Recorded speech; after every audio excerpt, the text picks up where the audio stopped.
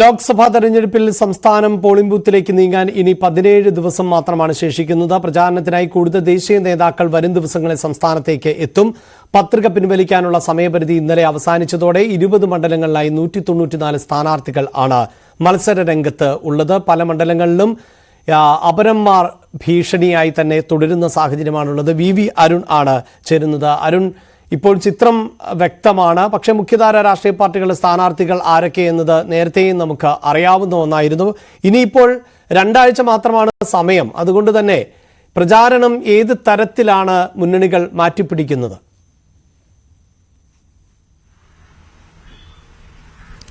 ഓരോ ദിവസവും ഓരോ വിഷയങ്ങൾ ഉയർന്നു വരുന്നു. അതുതന്നെയാണ് മുന്നണികളെ ബാധിക്കുന്നതും ഓരോ പക്ഷേ അനുഗ്രഹമായി കാണുന്നു. ചിലതൊക്കെ വീണ് കിട്ടുന്ന വിഷയങ്ങളാണ്, ചിലതൊക്കെ സൃഷ്ടിക്കപ്പെടുന്ന വിവാദങ്ങളാണ്. ഓരോ ദിവസവും ഓരോ കാരണങ്ങൾ. CPM ഏറ്റവും ഒടുവിൽ പ്രതിരോധത്തിലാക്കിയത് പാനൂരിലെ ബോംബ് നിർമ്മാണവും ആ സ്ഫോടനവും ഒക്കെയാണ്. അതിൽ നിന്ന് ഇതുവരെയും CPM കരകയറിയിട്ടില്ല.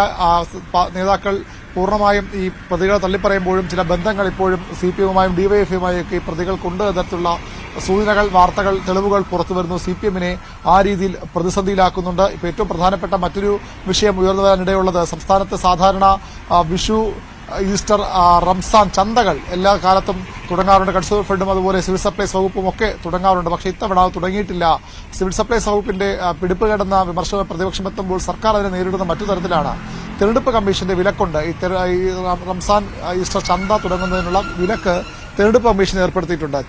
അതാണ് സർക്കാർ ആയുധമാക്കുന്നത്. അത് നീക്കണമെന്നാവശ്യപ്പെട്ട് കോടതിയെ സർക്കാർ സമീപിച്ചിട്ടുണ്ട്. അത് പ്രതിപക്ഷത്തിന്റെയും BJPയുടെയും കത്തുകളുടെ അടിസ്ഥാനത്തിലാണ് അത്തരമൊരു നടപടിയിലേക്ക് തെരഞ്ഞെടുപ്പ് കമ്മീഷൻ പോയതെന്ന വിമർശനമാണ് പ്രധാനമായും സർക്കാർ കേന്ദ്രങ്ങൾ മുന്നോട്ട് വയ്ക്കുന്നത്. പെരുമാറ്റച്ചട്ടം ഉള്ളതുകൊണ്ട് തന്നെ തുടങ്ങാൻ സാധിക്കുന്നില്ല. അതിന് കാരണക്കാർ ഇവിടുത്തെ പ്രതിപക്ഷവും BJPയുമാണെന്ന് സർക്കാർ കേന്ദ്രങ്ങൾ വാദിക്കുന്നു. അതിനെതിരെ കോടതിയെ സമീപിക്കാനുമൊക്കെ സർക്കാർ ആലോചിക്കുന്നുണ്ട്. ആ നടപടികളിലേക്ക് സർക്കാർ പോകുന്നുമുണ്ട്. എന്നാൽ ഇപ്പോൾ ആ ഒരു വലിയ പ്രതിസന്ധിയായി അത്തരം വിമർശനമായി ഉയർന്നു വന്ന സാഹചര്യത്തിൽ പ്രതിപക്ഷം അടവ് മാറ്റിപ്പിടിക്കുകയാണ്. ഇപ്പോൾ പ്രതിപക്ഷ നേതാവ് VD സതീശൻ മുഖ്യ തെരഞ്ഞെടുപ്പ് ഓഫീസർക്ക് കത്ത് നൽകി. റംസാൻ, വിഷു, റമദാൻ ചന്തകൾ ആരംഭിക്കാൻ കൺസ്യൂമർ ഫെഡിന് അനുമതി നൽകണമെന്ന് ആവശ്യപ്പെട്ടാണ് പ്രതിപക്ഷ നേതാവിന്റെ കത്ത്. പൊതുവിലെ വിപണിയിൽ അവശ്യ സാധനങ്ങളുടെ വില കുതിക്കുന്ന സാഹചര്യത്തിൽ വിഷു, റമദാൻ ചന്തകൾ സാധാരണക്കാർക്ക് ആശ്വാസമാകും.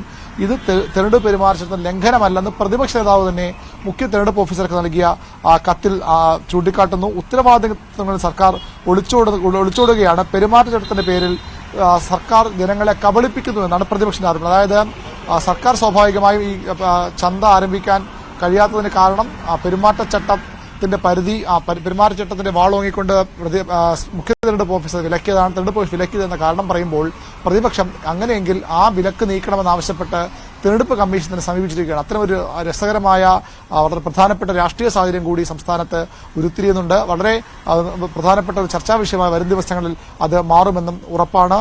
മറ്റു നേരത്തെയുള്ള വിഷയങ്ങൾ അതേപടി സംസ്ഥാനത്ത് നിലനിൽക്കുന്നു. ഇവിടെ സൂചിപ്പിച്ച പോലെ ഓരോ ശക്തമായ പോരിലേക്ക് കാര്യങ്ങൾ പോകുമ്പോൾ ഓരോ ദിവസവും രാഷ്ട്രീയ പാർട്ടികൾക്ക് പുതിയ വിഷയങ്ങൾ വീണ് കിട്ടുന്നു, ചിലവ സൃഷ്ടിക്കപ്പെടുകയും ചെയ്യുന്നു.